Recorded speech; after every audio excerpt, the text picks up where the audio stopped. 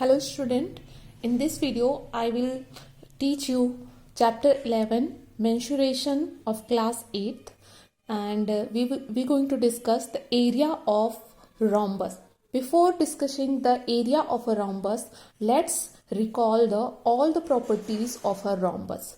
So suppose I'm taking this is a quadrilateral, a special kind of quadrilateral, that is a rhombus. So the rhombus name is A, B, C, D. Okay, and what are the properties of a rhombus? So we know that rhombus is a parallelogram whose all sides are equal to each other, and one very important property of a rhombus is that the diagonals are perpendicular bisector. So basically rhombus is also a parallelogram, and we know all the properties of a parallelogram.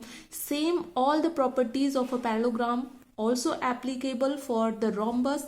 What are the other properties for a rhombus? That all sides of a rhombus are equal, means side AB is equal to BC is equal to CD is equal to DA, and also the diagonals of a rhombus are perpendicular bisector. Perpendicular bisector means they're going to intersect each other at 90 degree, means here the angle BOA is equal to 90 degree. Similarly, angle COB is 90 degree, and also bisector means they're going to divide each other equally, means OA is equal to OC and OB is equal to AD. So these are the property. So what are the property? That diagonals are perpendicular bisector. So simply we can say that angle AOB is equal to 90 degree, means if this angle is 90 degree, means all angle going to be 90 degree because they are vertically opposite, and what adjacent angle also going to be 90 degree. So, and also they are bisect each other, means OA is equal to OC and OB is equal to OD. So these are the properties of a rhombus. Now we're going to discuss the area of a rhombus. So let's find out the area of a rhombus. So before this is a rhombus, we know that ABCD is what? It is a quadrilateral because it is a closed figure made by 4 line segment. So we know that this quadrilateral, if we divide this quadrilateral with the diagonal BD, so here we have two triangle ABD and triangle BCD. Okay, so we can find the area of this whole rhombus ABCD in the form of area of triangle ABD and BCD. So let's write the area of quadrilateral ABCD is equal to area of triangle ABD plus area of triangle CBD. Okay, so the area of this whole quadrilateral is sum of area of these two triangles. Now we know that the area of a triangle is what? 1 by 2 base into height. So for triangle ABD, we can take BD as a base, and what going to be height? Height, we know that the perpendicular from the other vertex on the base is called the height. So here we know that just we discuss about the properties of a rhombus, that diagonals are perpendicular bisector, means from the other vertex A, this is perpendicular. So we can say AO is what? It is height. So let's write 1 by 2. What is base here? We can take, we are talking about the triangle ABD.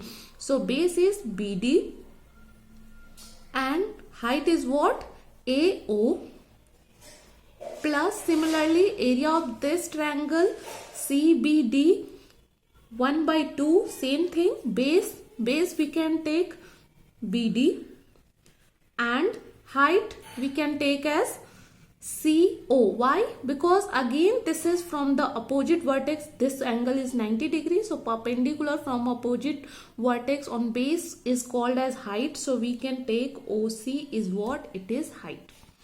Okay, now we can see in these two terms something is common. What is common? 1 by 2, 1 by 2. BD is common. So let's take these common term out of the bracket. So 1 by 2 into BD we taken as common. After taking this one as a common, what we have? From first term, these two terms are common. So here we have AO plus from second term 1 by 2 and BD is common. So we have only OC. Now see in the figure, AO and plus OC is what? This is this diagonal AC. Okay, AO plus OC is, we can say as AC. So here I am writing BD 1 by 2 into BD and into, we can combine them, AO plus OC is equal to what? AC from this figure. So you can see this is what, for this rhombus BD is one of the diagonal and also AC is diagonal of this rhombus. So simply what we can say, that the area of this rhombus ABC is what? It is half of product of diagonal, because both are diagonal. So we can say half of product of diagonals. Okay, so this is the area of a rhombus. So we can use this formula to find the area of a rhombus. So, or we can also find the area of a rhombus by the help of dividing rhombus in the part of two triangle. But there is no need. If two diagonals are given to us, we can just use the formula for area of rhombus. In shortcut, we can also say that the area of a rhombus is also, we can shortcut write as half of D1 into D2, and here D1 and D2 is representing the two diagonals of rhombus. So this is the formula for rhombus. So that's all for today. In next video I will explain you some other formula. Thank you.